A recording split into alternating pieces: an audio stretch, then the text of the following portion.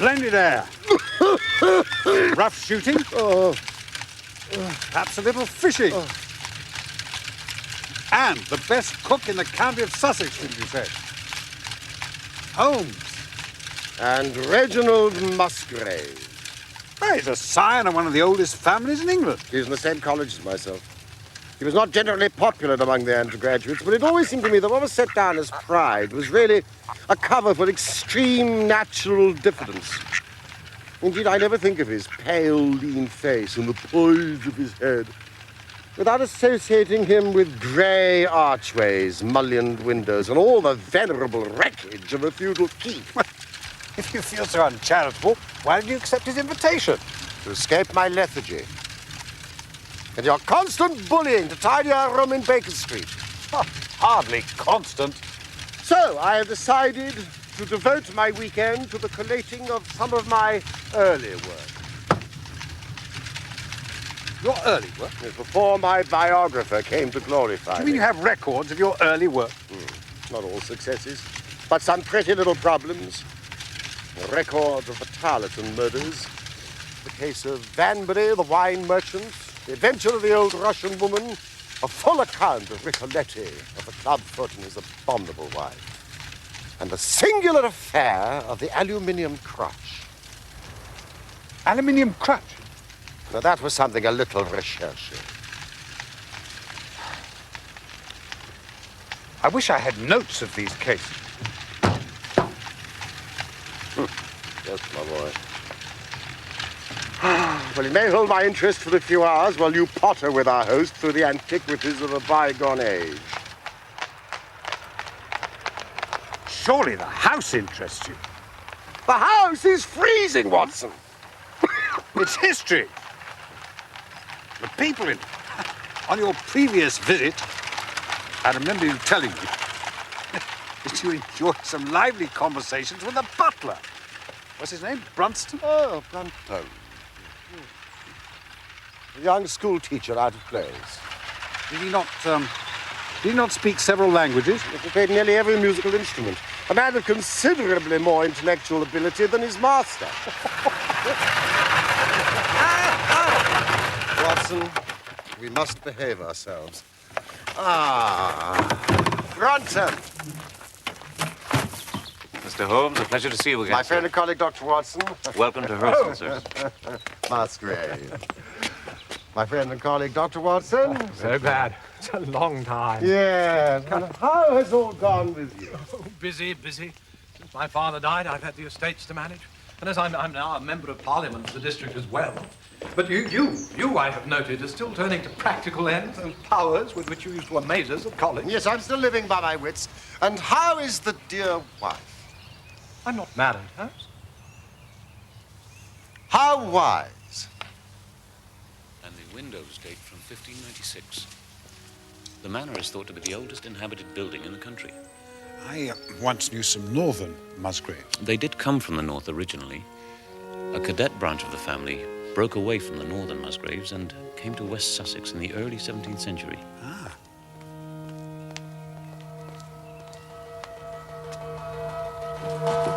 Holmes.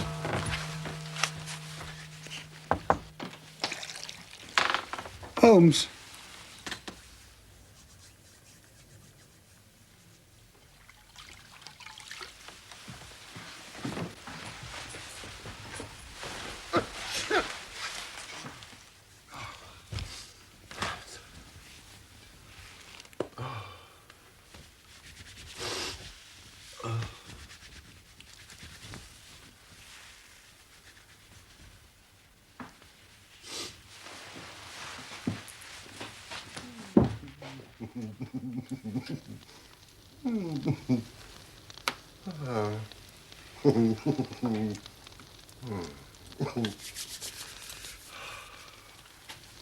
More brandy, sir? No, Brunton. Well,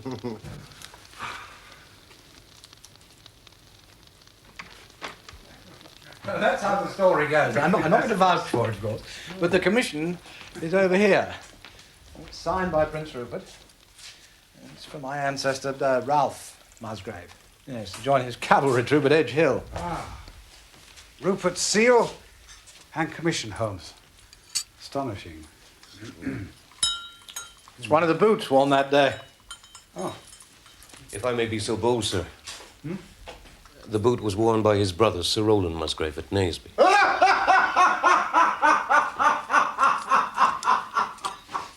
It was it indeed. As my butler was once a schoolmaster, I must bow to his scholarship over mine in matters of my own family's history. Yeah, no, never mind. You may leave us now.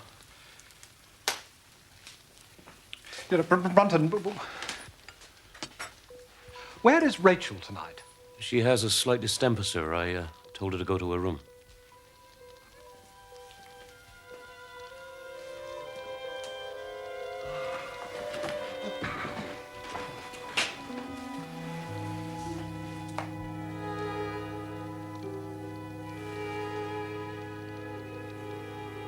Good night, gentlemen.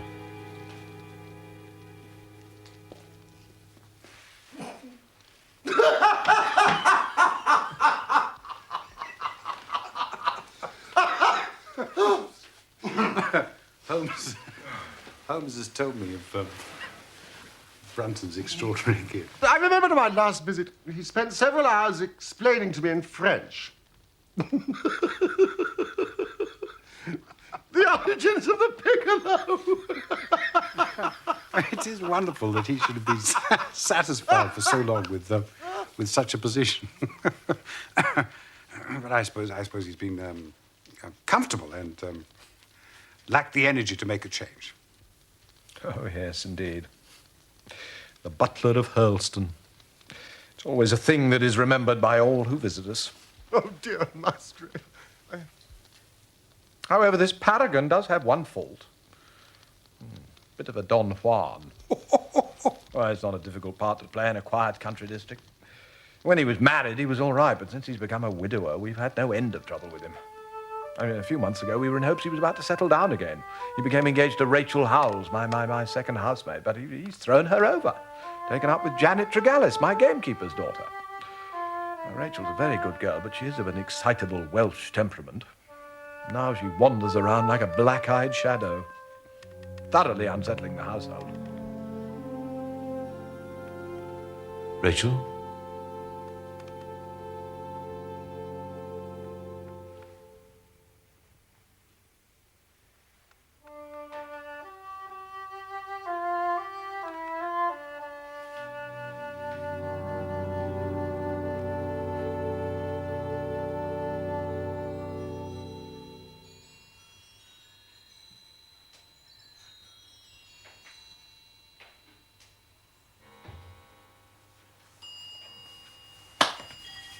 Good morning, Holmes.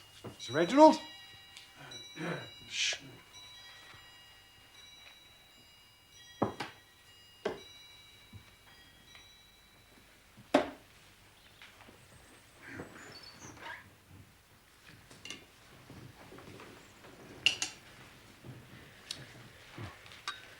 Thank you.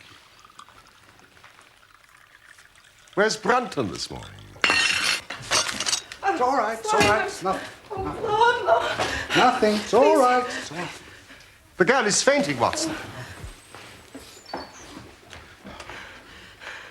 My dear young woman, you should not be at work. You should be in bed. You may leave your duties, Rachel. Come back when you're feeling stronger. I am strong enough, sir. I'll be the judge of that. You must go to your room. Lie down. And on your way, tell Brunton that I wish to see him. The butler's gone. Gone? Gone where? He's gone. He's not in his room. No one's seen him. Oh, yes, he's gone. He's gone.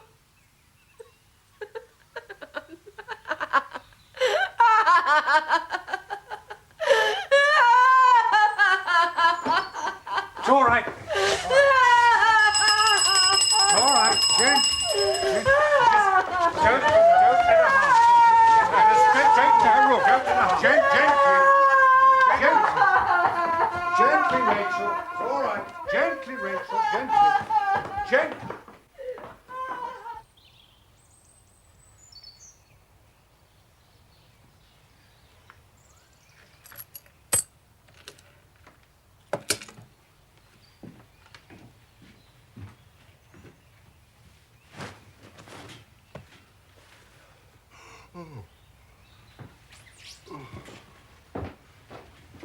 But the bed's not been slept in. Have you searched the house? Oh, from cellar to garret. The girl's right. There's no trace of him. He's gone. Difficult to see how a man could have left. I mean, the windows and doors are all fastened. And what man goes away in the middle of the night and leaves all his possessions behind? And money, watch.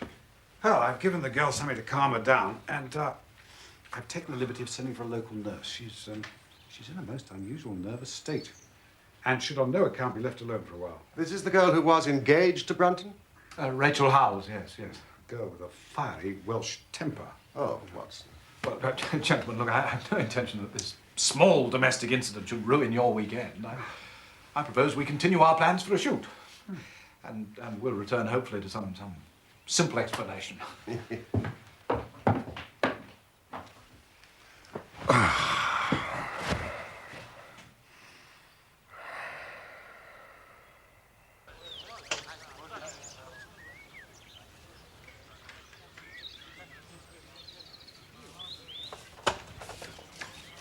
Come up.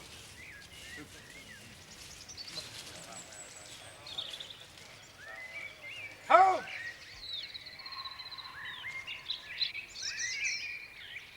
Well done, Watson.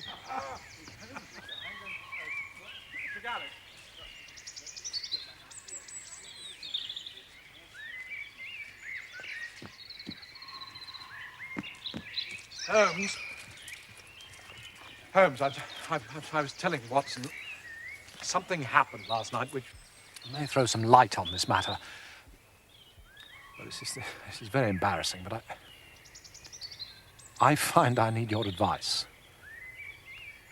I couldn't sleep after foolishly taking that cup of café noir after dinner. And about 2 o'clock, I gave up the struggle. I came downstairs to fetch a novel I'm reading, which I'd left in the library. Well, you can imagine my surprise when I saw a glimmer of light coming from the open door. I remembered I'd extinguished the lamp and closed the door when we retired. Naturally, my first thought was of burglars.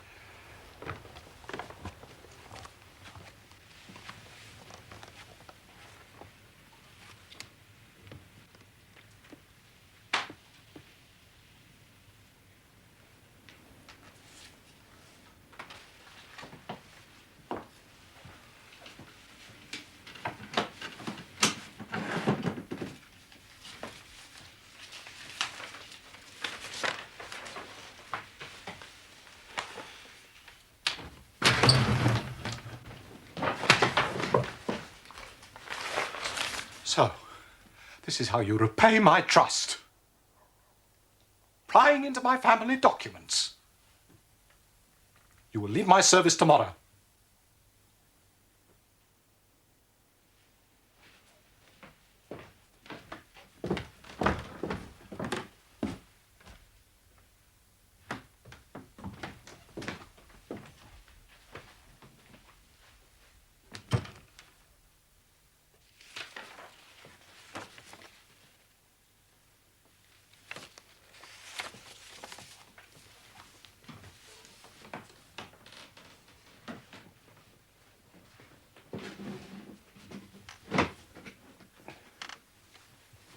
Mr. Musgrave, sir. I can't bear disgrace. I've always been proud above my station in life, and disgrace would kill me. My blood will be on your head, sir. It will indeed if you drive me to despair. What? If you cannot keep me after this, then for God's sake, let me give you notice and leave in a month, as of my own free will. A month is too long. I could stand that, Mr. Musgrave, but not to be cast out before all the folk I know so well. You don't deserve consideration, Brunton. Your conduct has been infamous. However, I've no wish to bring public disgrace upon you. You take yourself away in a week and you give whatever reason you like. A week, sir? Only a week? A fortnight. Say at least a fortnight. No, a week. And you may consider yourself to have been very leniently dealt with.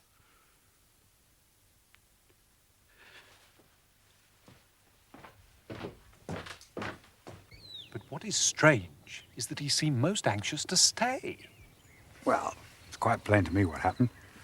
He went back to his room, thought it over, decided to stage his disappearance there and then, cleverly. Possibly with the help of his new woman friend. Janet?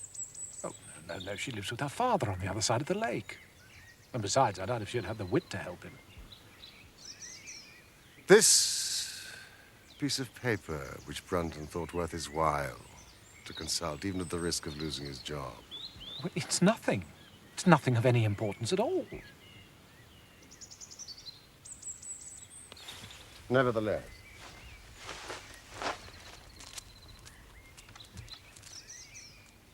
It's simply a copy of the singular old observance called the Musgrave Ritual. A ceremony peculiar to our family, which each Musgrave has to go through on his coming of age. It's a strange catechism. Undated, but written in the style of the middle of the 17th century. Would you and Watson be good enough to read it out to me? Oh, Doctor, I know it by heart. Whose was it? His who is gone, Who shall have it? he who will come. Where was the sun? Over the oak, Where was the shadow? under the elm. How was it stepped? West 8 by 8, south 7 by 7, west 6 by 6, south 5 by 5, and 2 by 2. And so under. What shall we give for it? All that is ours, Why should we give it? for the sake of the trust.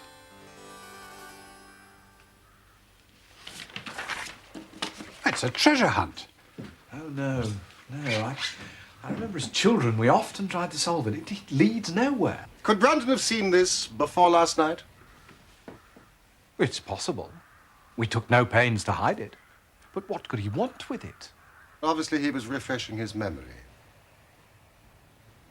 You say that he had some map or chart which he thrust back into his pocket the moment you appeared. That's what it looked like.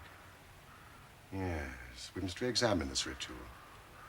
The measurements obviously refer to some exact spot to which the rest of the document alludes. You're given two guides. Yes, an elm and an oak. And gentlemen, there is a patriarch among oaks.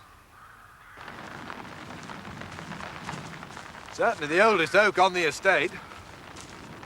This tree must have been here at the time of the Norman conquests. In all probability, but I tell you, it can't be the oak referred to, Holmes. Generations of Musgraves have attempted to solve it. They've dug up half this field.